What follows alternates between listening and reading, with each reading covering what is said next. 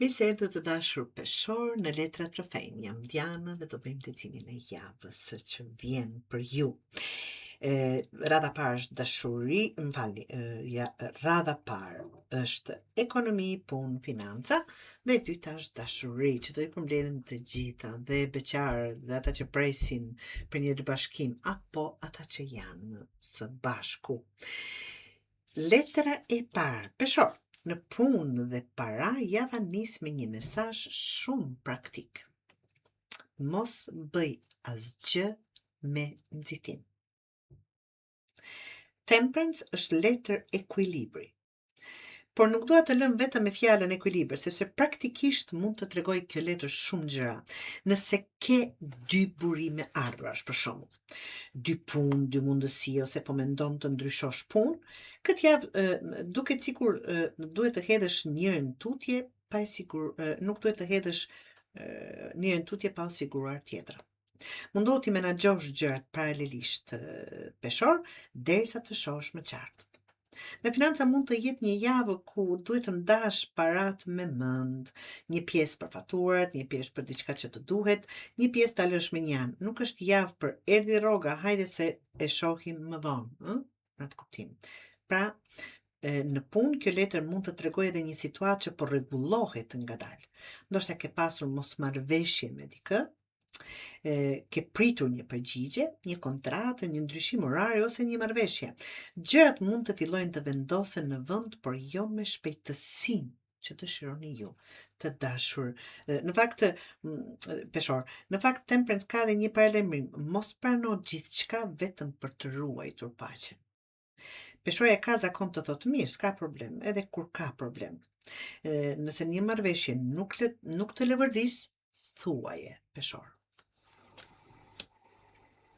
Nëntë të kupës është letra e dytë për punë, financa dhe ekonomi.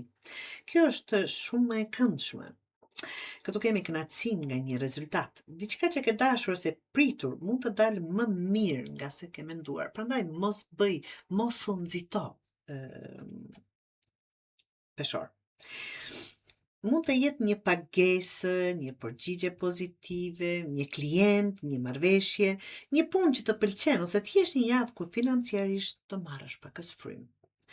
Nëse, peshor, jo të gjithë, po nëse disa kanë aplikuar për diçka, kjo letër është pozitive. Nëse ke kërkuar rritje page, më shumë orë, ndryshim pozicioni, apo një favor profesional, mund të marrësh një përgjigje që do ju kënaq. Për këtë do ju kënaq. Për dikë që punon për vete, nëntë të kupës mund të tregojë rezultat të mirë nga puna që ke bërë më parë. Pra, jo domosdoshmërisht diçka që fillon tani, mund të jetë fruti i diçkaje që ke mbjell më herët.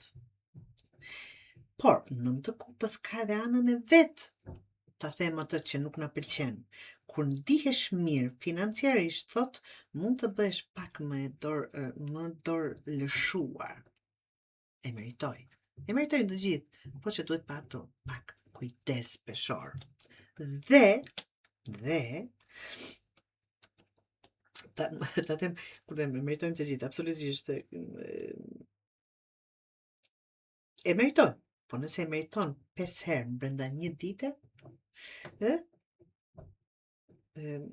karta e bankës fillon të ketë mendim tjetër, ta them kështu. Ajo është që thot në atë anën negative, se secila letër ka të pozitive dhe negative, patjetër. Kënaqu pra, por mos e tepro. Dhe letra tjetër është 8 të kupës, që është kemi një ndryshim shumë interesant, sepse pas Temperance dhe 9 të kupës, 8 të kupës thot, diçka mund të jetë në rregull, por përsëri nuk je duke dashur, sikur. Ta them, thjesht një shembull kot, paga është e mirë, vendi i punës mirë, por ju nuk jeni të kënaqur, nuk dëshironi të qëndroni aty. Dhe kjo është ajo. Diçka që është me vetdëshirë, të dashur. Kjo është shumë e rëndësishme. Nuk largohemi gjithmonë nga diçka sepse është katastrofë, të dashur peshor. Do një largohemi se nuk na çon, mos kund nuk ndihemi të përmbushur, nuk na jep atë çfarë duam. Në punë mund të mendosh seriozisht, unë këtu e kam bërë timen, nuk po zhvillohem. Ë? Mund të jetë një. Rroga është në rregull, por nuk do të vazhdoj kështu. Dua diçka tjetër. Për disa mund të jetë largim real nga një vend pune. Për të tjerët është kërkimi një pune tjetër pa e lënë ende këtë që kanë, dhe ashtu duhet të qenë. Mund të jetë edhe një projekt të dashur peshor, bashkëpunim apo klient që nuk ja vlen më energjinë që jeni duke dhënë. Në financa mund të vendosësh të ndalosh një shpenzim të panevojshëm. Një abonim për shembull, një investim apo diçka ku ke hedhur para dhe nuk po sheh rezultat. Dhe këtu do t'isha shumë praktike, ta them kështu, për të bërë më praktike, mos vazhdo të fusësh para në diçka vetëm sepse ke futur para deri tani. Nëse nuk funksionon, nuk funksionon. Pra, të tri letrat më japin një peshore që fillimisht rregullon gjërat me një rezultat të mirë, por pastaj fillon të pyes vetëm nëse kjo është e vërtetë ajo që ka dëshiruar për gjithë këtë kohë të gjatë. Jo për të gjithë, për disa. Dashuria të dashur peshor filloj me luhatje dhe shumë gjëra njëkohësisht.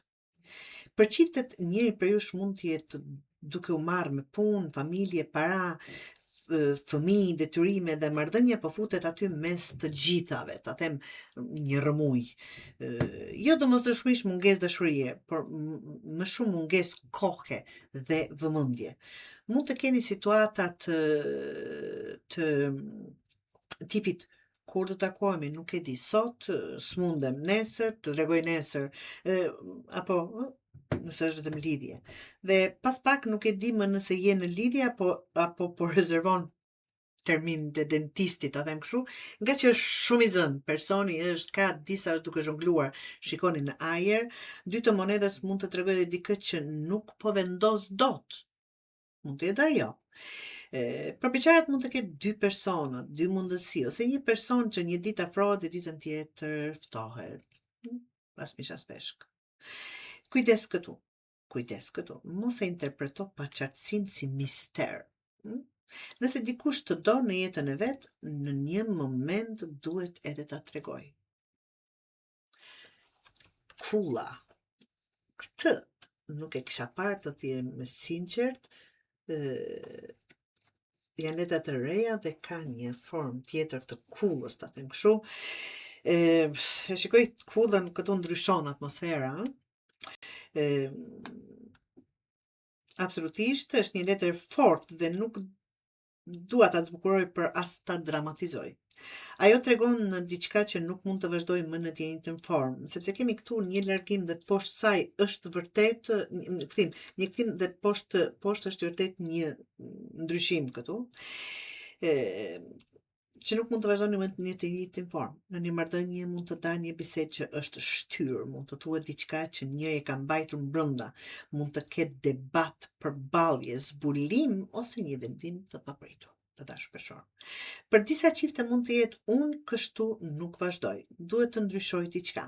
Kam nevojë të di ku po shkon kjo marrëdhënie, që është shumë e natyrshme të dim, dhe për një marrëdhënie shumë të dobët, që e keni të qartë tashmë të dashur peshor, është ndarje.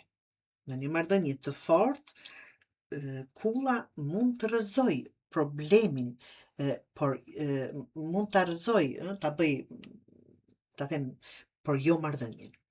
Mund të ketë një debat të madh dhe pikërisht ai debat do nxjerrë në tavolinë atë që duhet thënë prej kohësh, muajsh. Për beqarat, dikush mund të surprizoj, mund të marrë një mesazh që nuk e prisje, të mësosh diçka për një person ose të ndryshoj krejt mendimin që kishe për dikë. Nëse ke idealizuar dikë, kjo letër mund ta heq filtrin shumë shpejt peshor. Dhe nganjëherë kjo është dhurata më e mirë, edhe pse në moment nuk është fare si dhuratë, nuk duket ashtu. Dhe 5 të shpatës peshor. Pas kullës kemi 5 të shpatës, kështu që këtu dua apo do dëshiroja pak kujdes. Sepse kjo mund të jetë ajo situata ku debati nuk bëhet më për të zgjidhur problemin, po për ta fituar debatin. Unë kam të drejtë. Njëri apo tjetri. Shumë mirë, e fitua debatin, po marrëdhënia çfarë fitoi? Këtu dua të dal. Asgjë të dashur peshor. Për çiftet shmangin fjalët që thuhen vetëm për të lënduar, sidomos nëse del në një temë të vjetër, mos e nxirrni gjithë arkivën, siç e kemi zakon gratë, nga viti 2017 vetëm sepse po debatoni për diçka që ndodhi të martën. 5 të shpatës mund të tregoj edhe egon, kokforcinë, heshtjen dëshkuese ose lojren, nervash. Njëri pret që tjetri të shkruaj, tjetri pret të njëjtën gjë dhe të dy shikojnë telefonin. Kjo nuk është komunikim. Për beqarën, kjo letër do të keni kujdes nga një person që mund të ketë shumë kimi, por sjell edhe komplikime personi. Sidomos dikush që provokon, zhduket, rikthehet dhe dëshiron gjithmonë ta ketë situatën nën kontroll. Për një ish kombinimi kombinimi tower desha të thosha, kulla dhe 5 të shpatës mund të sjell kontakt, por nëse problemet e vjetra nuk kanë ndryshuar, shumë shpejt mund të riktheheni tek e njëjta pikë dhe ku u ndat. Pra, mos u impresiononi vetëm nga rikthimi. Shikoni çfarë ka ndryshuar realisht. Dhe një gjë tjetër, nëse gjatë kësaj jave del një vërtet që nuk të pëlqen, mos u kap vetëm pas mënyrës se si e more vesh. Shiko përmbajtjen peshor. Ndonjëherë zemrohemi aq shumë me mënyrën si doli gjithçka, sa harrojmë të merremi me vetë problemin. Dhe si këshill të dashur peshor, mos e ruaj paqen me çdo kusht.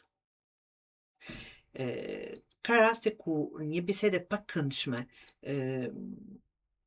sot kursen muaj të tërë, paqartësie nesër.